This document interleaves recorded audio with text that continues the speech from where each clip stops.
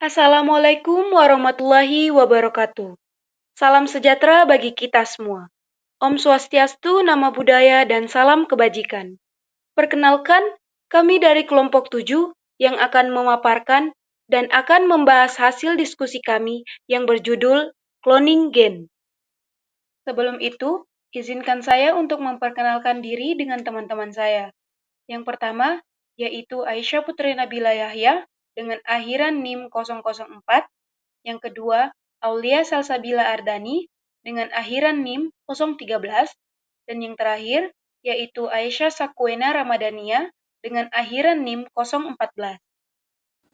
Masuk ke definisi dari cloning. Jadi, cloning merupakan proses perbanyakan fragmen gen target dengan mengintroduksi DNA rekombinan ke dalam suatu sel inang. Cloning merupakan perbanyakan sel atau juga organisme dengan cara aseksual. Hasil cloning ialah klon, yaitu populasi yang berasal dari satu sel atau juga organisme yang memiliki suatu rangkaian kromosom yang sama dan juga sifat yang identik dengan induk aslinya.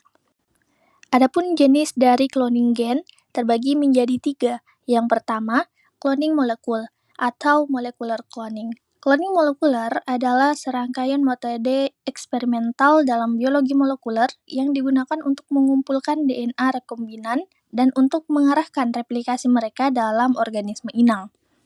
Yang kedua ada cloning cell. Cloning sel bertujuan menghasilkan suatu populasi sel dari satu sel tunggal. Pada organisme unisel, proses ini relatif mudah dan hanya memerlukan inokulasi pada media yang sesuai. Sedangkan pada kultur sel dari organisme multisel, cloning sel merupakan hal yang cukup rumit karena sel-sel ini tidak dapat tumbuh pada media standar. Dan jenis yang terakhir adalah cloning organisme.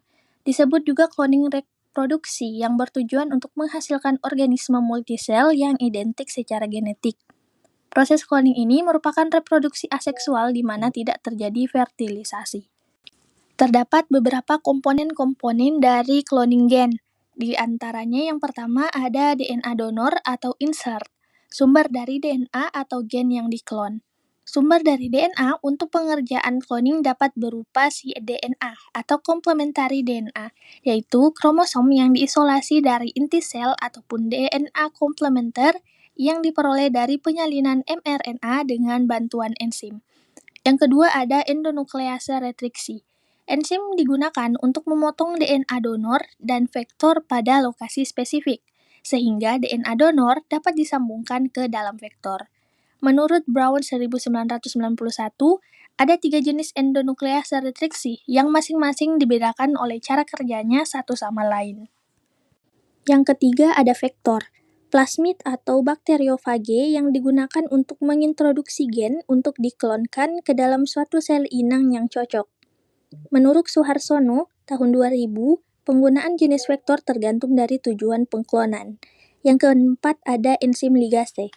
Enzim yang digunakan untuk menggabungkan ujung sambungan atau splice dari vektor dan DNA donor, dan kemudian membentuk suatu vektor rekombinan. Dan yang terakhir ada sel inang atau host cell. Biasanya suatu bakteri atau yeast tempat diintroduksikan vektor rekombinan ke dalam sel inang. Mikroorganisme yang sangat bermanfaat dalam cloning yaitu bakteri Escherichia coli, Castellani, dan Chalmers, Bacillus subtilis, dan Saccharomyces cerevisiae. Baik, selanjutnya yaitu tahap-tahap cloning gen. Yang pertama yaitu isolasi.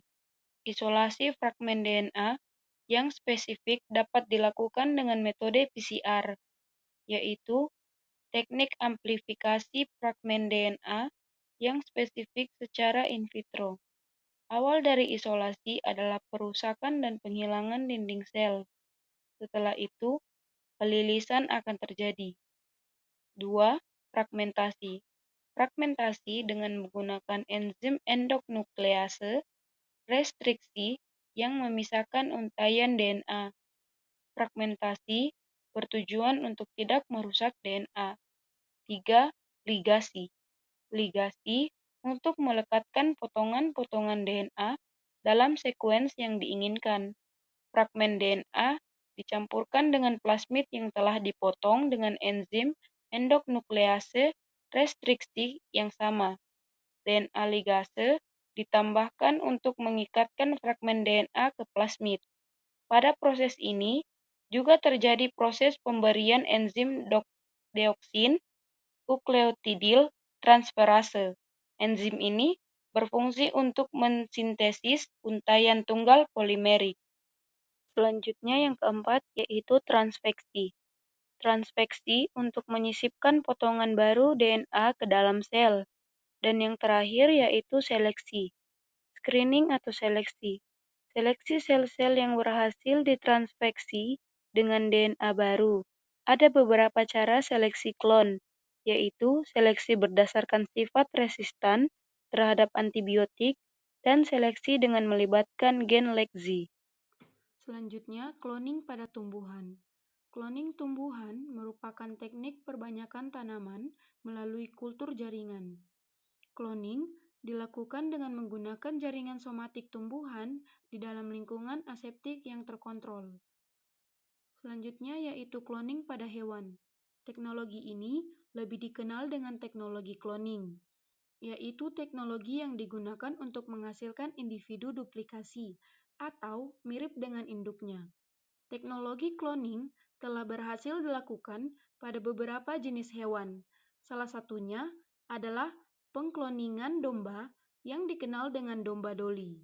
Melalui cloning hewan, beberapa organ manusia untuk keperluan transplantasi penyembuhan suatu penyakit berhasil dibentuk. Selanjutnya, yaitu cloning pada manusia. Manusia cloning pertama di dunia bernama Eve. Bayi perempuan itu kini berusia 5 tahun, sehat, dan kini mulai menginjak pendidikan taman kanak-kanak di pinggiran kota Bahama.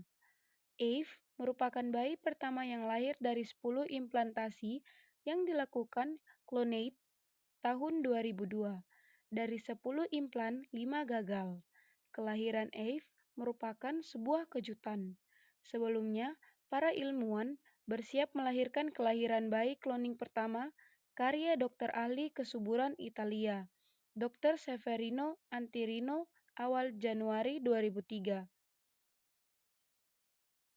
Selanjutnya, manfaat cloning gen. Menurut Rusda 2003, manfaat cloning gen yaitu ada 4. Yang pertama, untuk pengembangan ilmu pengetahuan.